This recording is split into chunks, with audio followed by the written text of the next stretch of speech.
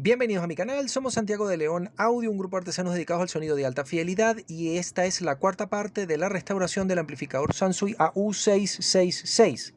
Ahora toca renovar las fuentes de alimentación, que son estos tres módulos que están acá, y la fuente principal que ya habíamos terminado, que son estos tres módulos que están acá, que acabamos de terminar su trabajo, para dedicarnos ahora a las secciones de potencia y después a la de protección. Hemos terminado de reparar la fuente de alimentación del preamplificador. También tocamos la fuente de alimentación principal y ahora nos toca trabajar sobre las fuentes de alimentación de voltaje protegido positivo y negativo que alimentan a los módulos de potencia. Nuestro amplificador tiene 4 fuentes de alimentación.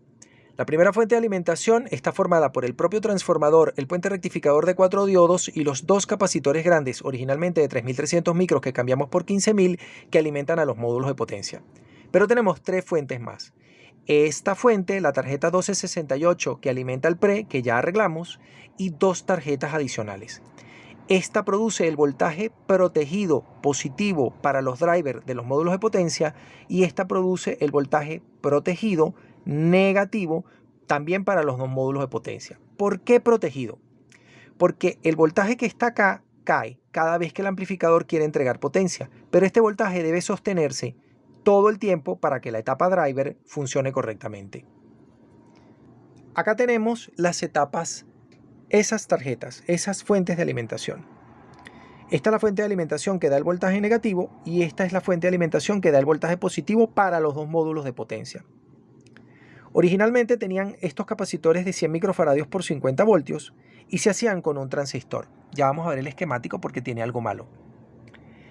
Esta fuente, este tipo de fuente de bajo rizado, funciona siempre que este voltaje sea superior a este.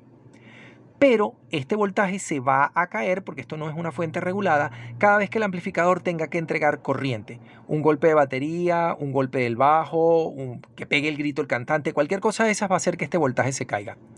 Cuando este voltaje sea menor que este, y va a pasar, este diodo de base a colector del transistor T823 se va a poner en conducción y este capacitor se va a descargar por este camino. Es decir, esta fuente no sirve.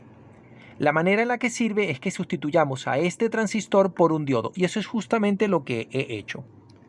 Aquí tenemos los módulos positivo y negativo. Este es el módulo negativo y este es el módulo positivo. Lo que hemos hecho es quitar el transistor regulador de voltaje, que no regula, y lo hemos sustituido por un simple diodo. Hemos quitado el capacitor de 100 microfaradios por 50 voltios y hemos puesto 2 piezas de 470 microfarads por 50 voltios Sancon en paralelo. Acá están. Esto permite garantizar que el voltaje positivo se mantenga, y esto permite el mismo cambio, que el voltaje negativo se mantenga. ¿Dónde está el valor del condensador? Ahí está, también 470 micros igual. ¿Qué pasa? De esta manera, las secciones driver de los módulos de potencia que van montados aquí siempre tendrán voltaje y la cosa sonará un poquito mejor. En el amplificador AU5900 también había una fuente como esta separada, que eran los 4 capacitores de 220 microfarad por 50 voltios que cambiamos. El resto del circuito lo mantenemos exactamente igual, y ahora vamos a reparar las etapas de potencia, o renovarlas por lo menos, porque todo lo demás lo tenemos listo. Por cierto, los transistores que llevaba montado este amplificador, aquí podemos ver uno en detalle, es un CDC 9002. Pero noten una cosa, los terminales están bañados en oro. Estos son unas piezas de altísima calidad. Esos terminales están bañados en oro. No están estañados como lo de los transistores nuevos. Son unas piezas bien curiosas y bien simpáticas. Nótese que la cápsula es montar el transistor aquí adentro y después poner una gota de pegamento de brea negra para poder sellarla.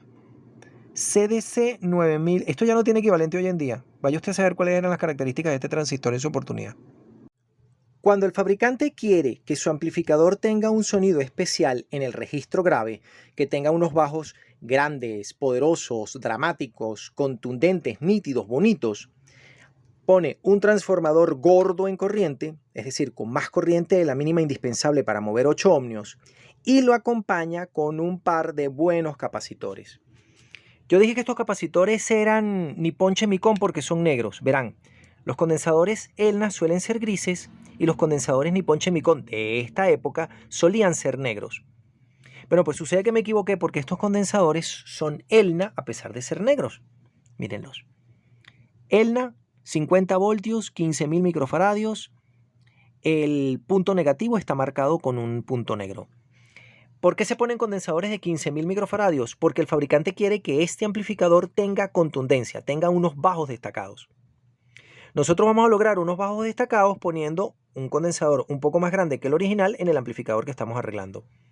Pero esto se puede hacer porque tiene un importante puente rectificador de 4 diodos. Vamos a ver otro ejemplo de esta medida.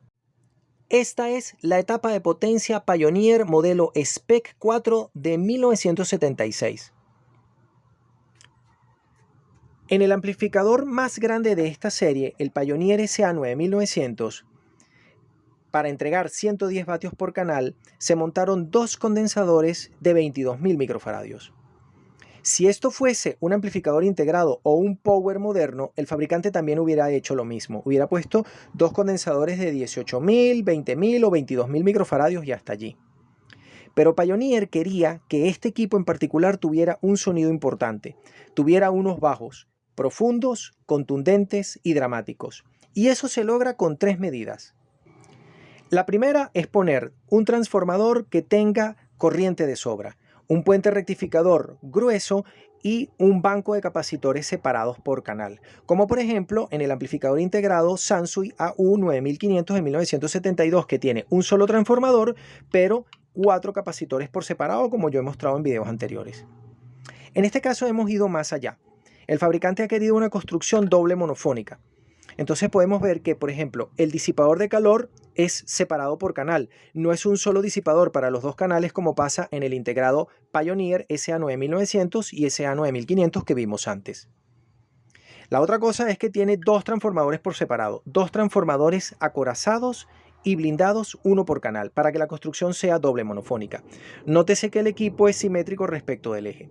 Y lo más importante, un doble banco de capacitores que ya vamos a ver. Estos capacitores son Nippon Chemicon, porque ahí se ve el blasón, de 22.000 microfaradios por 80 voltios. ¿Para qué? Si en la cuenta básica no hace falta. Esto se hace para garantizar que el amplificador tenga ese sonido grande que el fabricante quiere, porque es un power, y además de eso se hace para que pueda atacar cargas de 4 ohmios. No se espera que un amplificador integrado pueda lidiar con cargas de 4 ohmios, aunque algunos lo pueden hacer, pero sí se espera que una etapa de potencia como esta pueda lidiar con cargas de 4 ohmios. Aunque este no es el power más grande de la serie, en realidad él no tiene pensado lidiar con buffers grandes. Este equipo tiene pensado lidiar con las etapas de medios y las etapas de agudos, porque hay otro power, creo que es el SPEC 2, que entrega 250 vatios por canal y es aún más grueso de corriente, que sí tendría por propósito lidiar con dos bajos de 15 cuya impedancia baja hasta los 3 ohmios, entonces sería otra cosa. Me estoy refiriendo, por ejemplo, a la combinación de poner un power SPEC 2 y un SPEC 4 junto con unos altavoces JBL 4350, 4355 que tienen doble bajo y bajan a los 4 ohmios. Ese sería el caso.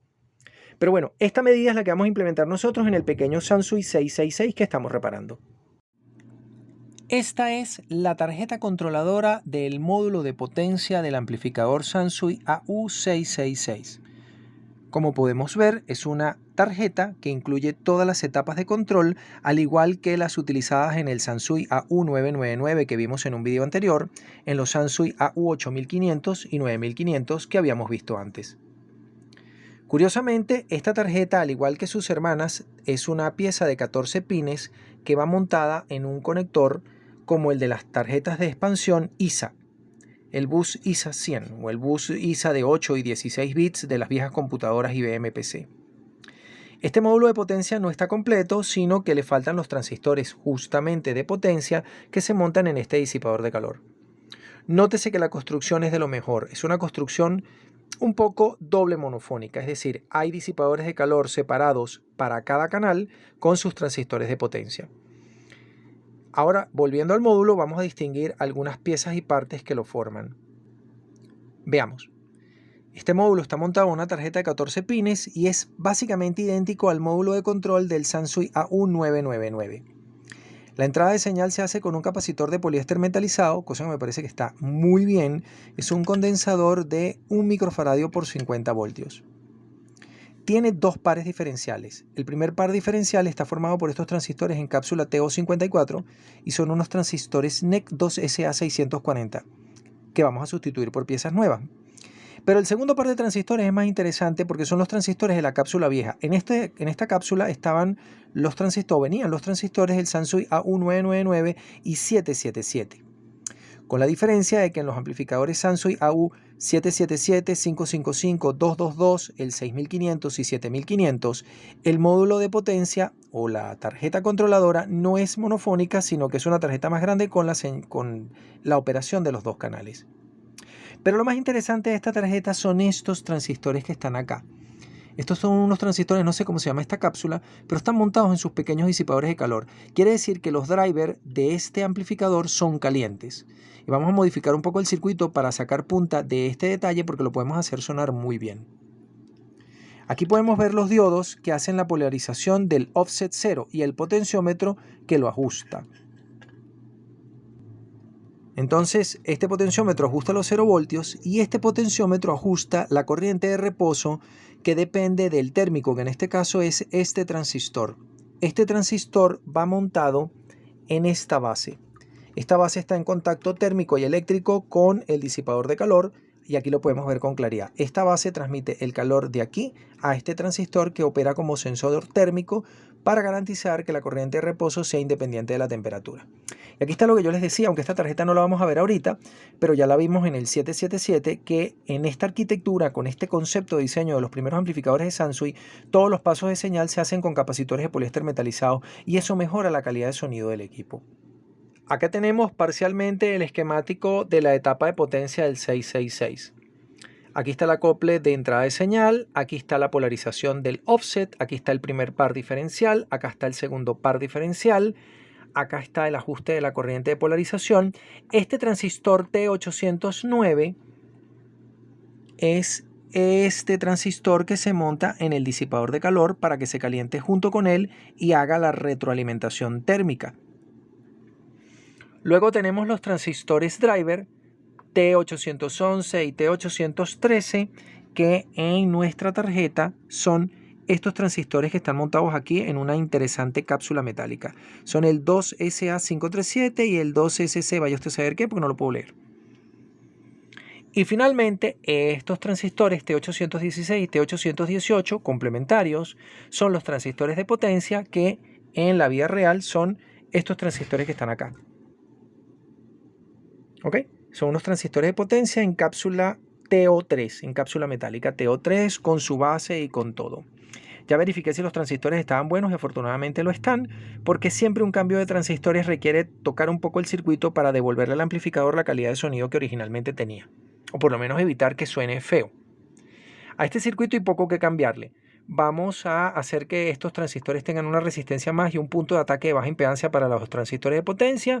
Vamos a cambiar estos 3 condensadores que hay de cambiar por aquí porque hay poco más que hacer.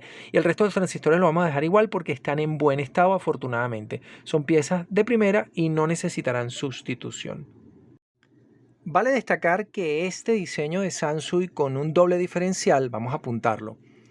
Este es el diferencial de entrada que todos los amplificadores de audio tienen en su etapa de potencia. Pero a Sansui, después del Sansui 999, se le ocurrió montar un doble par diferencial acoplados directamente. Esto le da margen al amplificador de controlar su propia distorsión y por eso esta serie de amplificadores suena muy bien.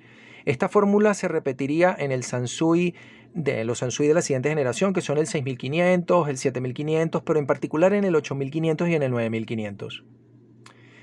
Les comento que el detalle de cómo funciona este diseño y por qué se hace así, las curvas, las gráficas, la distorsión de fondo y todo eso, están en el libro Audio Transistores que yo he ofrecido a través de este canal, que no solamente tiene diseños hechos, sino que tiene las fórmulas. Me han preguntado varias veces que cómo se calcula, por qué el voltaje tiene que ser, por qué la corriente tiene que ser, cómo seleccionar transistor y esta clase de cosas. Todos esos detalles de cómo diseñar un amplificador desde cero en diferentes topologías está en el libro. En particular, Sansui utiliza esta arquitectura en el 9500 y en el 8500 y no le quedó nada mal. De hecho, le quedó genial porque los amplificadores todavía hoy son reconocidos como piezas muy buenas. Recordemos que un diseño más sencillo tiene un solo par diferencial y una fuente de corriente controlada y una fuente de corriente independiente. En este diseño particular, que no fue utilizado por el resto de los fabricantes, aunque sí en los años 80 Pioneer intentó utilizar un esquema más elaborado, no este por supuesto, pero sí más elaborado, conseguían unas cuotas de distorsión bastante pequeñas y unos amplificadores que sonaban muy bien. Lo interesante es que ya en el 9500, al cual le voy a dedicar un video de detalle de cómo fue diseñado y por qué suena como suena, veremos que el circuito base sigue siendo este circuito que es extremadamente sencillo. Porque si vemos otra vez la tarjeta, que acá la tengo, nos daremos cuenta de que no es un circuito particularmente complejo, es decir, no tiene chorrocientas piezas, no es un desastre de componentes electrónicos, nada por el estilo. Es un circuito extremadamente sencillo. De hecho, lo que tiene son 8 transistores nada más. Y a pesar de eso, consigue una calidad de sonido muy destacable. Sobre todo porque este es un amplificador del año 70, es decir, tiene una calidad de sonido muy buena a pesar de ser un amplificador muy viejo. Este chamo ya tiene 50, está para cumplir 52, 54 años. Y a pesar de eso, sigue siendo un diseño sofisticado. Ninguno de los receivers multicanal que se venden hoy en día, ni de los amplificadores que tienen tuner, que son estéreo, que son como unos amplificadores hi-fi y tal, tienen un diseño tan elaborado como este. Entonces es muy curioso que este equipo del año 70 tenga un diseño más elaborado que el diseño que tienen los equipos que compramos hoy en día. Por eso nunca suenan con esta calidad. Acá tenemos las etapas de potencia renovadas. En realidad es muy poco lo que hay que hacer sobre ellas porque los componentes que se deterioran son solo los capacitores electrolíticos y estas tarjetas solo llevan 2. En este caso hemos cambiado el capacitor que hace el bloque de ganancia, que decide la frecuencia más baja del circuito, y el bloque que estabiliza al sensor térmico, porque eso reduce un pelito la distorsión. Pero hemos hecho algo más encima de estas tarjetas. Hemos agregado este pequeño controlador que está aquí, formado por una resistencia y un capacitor de poliéster metalizado. Vamos a verlo en el esquemático.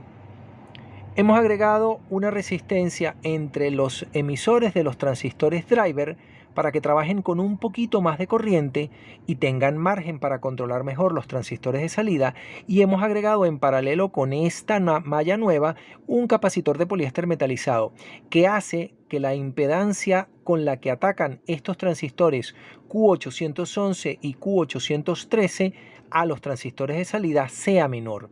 Eso va a permitir extender un poquito más la banda de paso de la etapa de potencia y reducirá un poquito la distorsión en alta frecuencia.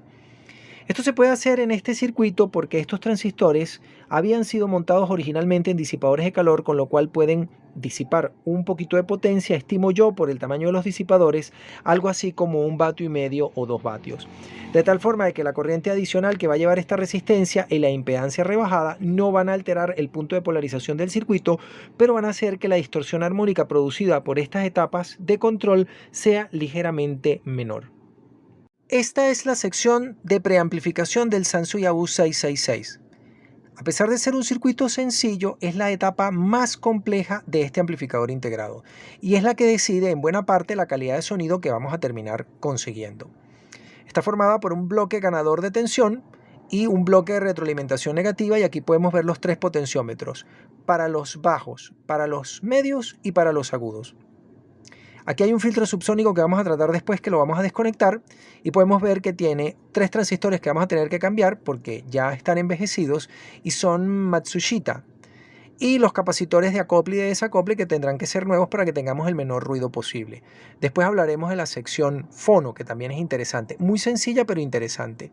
Este equipo ha perdido los filtros subsónicos y ultrasónicos de segundo orden porque es una versión simplificada del 999, que es el tope de serie. Todo este circuito está montado en esta tarjeta que podemos ver acá. Es una tarjeta muy pequeña y muy simple. Les recuerdo que el libro de electrónica y alta fidelidad ya está disponible y que el proyecto 311 sigue adelante. Solamente falta comprar una pequeña parte del material y seguiremos montando lo más interesante, que es la etapa de potencia y luego los altavoces. Desde Santiago de León de Caracas, saludos y suerte.